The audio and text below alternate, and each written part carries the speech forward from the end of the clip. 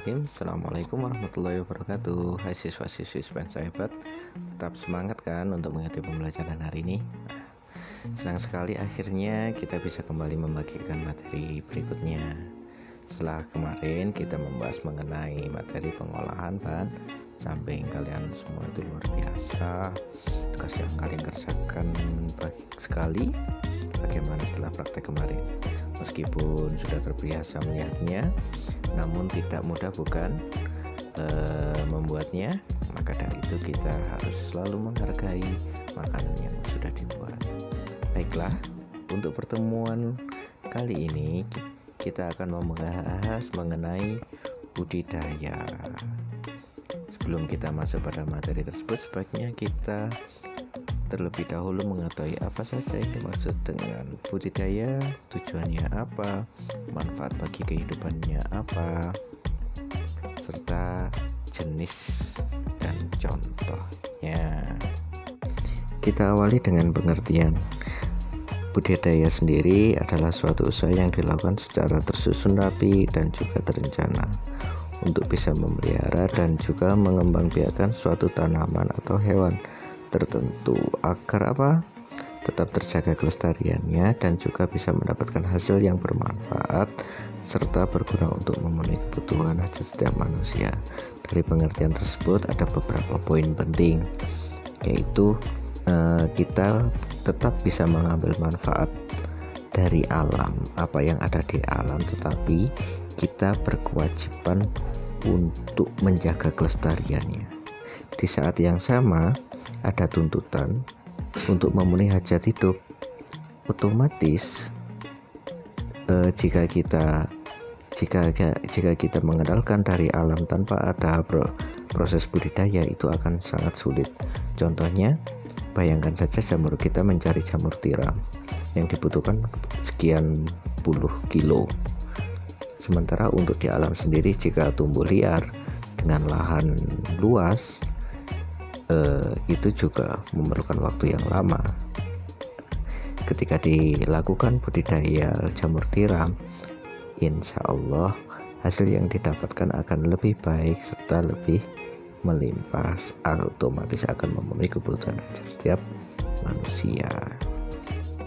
Nah, dengan paparan barusan, untuk tujuan dari budidaya itu ada beberapa hal. Yang pertama adalah penciptaan lapangan kerja. Yang kedua, dengan kita bekerja kita mengharapkan suatu imbalan, yaitu motif ekonomi, atau istilahnya jika kita bekerja kita mengharapkan gaji, jika kita menanam kita mengharapkan panen. Yang ketiga adalah sebagai pengembangan potensi varietas unggul, baik itu bisa berupa tanaman ataupun hewan. Contohnya seperti kalau durian ada istilah durian montong, ada durian lokal, itu dengan nama yang berbeda saja sudah menunjukkan keunggulan masing-masing. Setelah itu, tujuan selanjutnya kita perlu melakukan promosi agar varietas unggul tersebut, atau terkenal juga dengan istilah bibit unggul tersebut, semakin dikenal masyarakat secara luas. Akhirnya kembali lagi ke motif ekonomi, kita akan bisa menciptakan lapangan kerja, terus juga sumber penghasilan yang lebih luas. Seiring tingginya budidaya varietas unggul tersebut berefek pada peningkatan perlindungan tanaman dan hewan. Maksudnya adalah kelestarian dari bibit unggul tersebut itu semakin tinggi dan berujung pada kedaulatan pangan.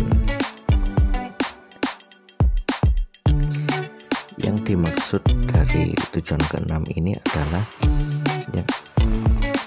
negara mampu menyediakan bahan baku serta makanan tanpa perlu mendatangkan dari negara luar, malah lebih baik mampu menjualnya ke negara lain atau negara tetangga.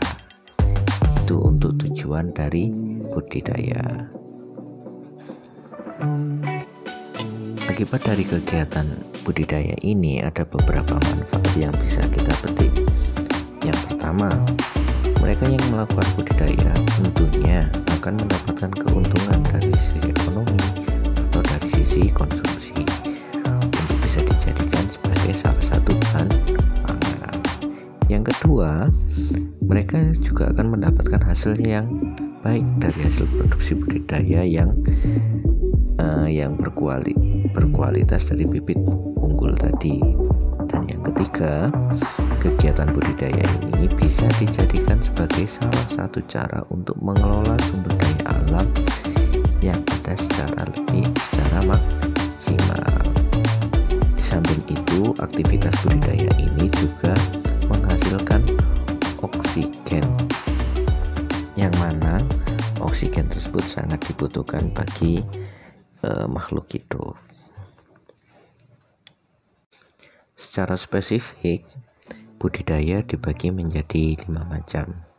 Yang pertama yaitu budidaya tanaman pangan, yang mana tanaman pangan adalah aktivitas budidaya demi menghasilkan produk pangan utama seperti beras,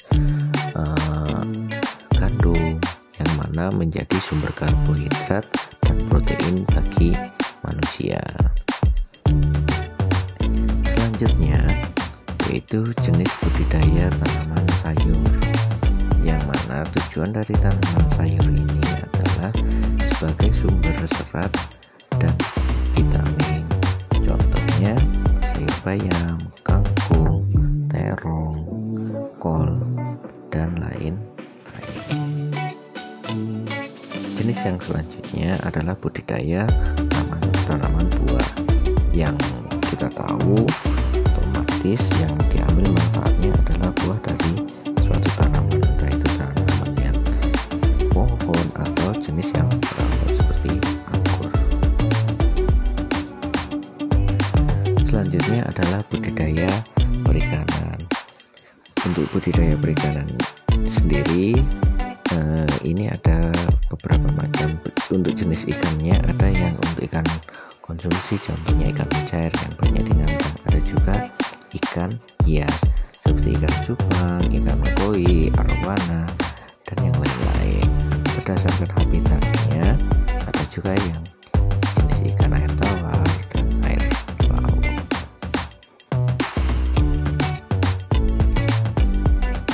Dan yang terakhir adalah peternakan.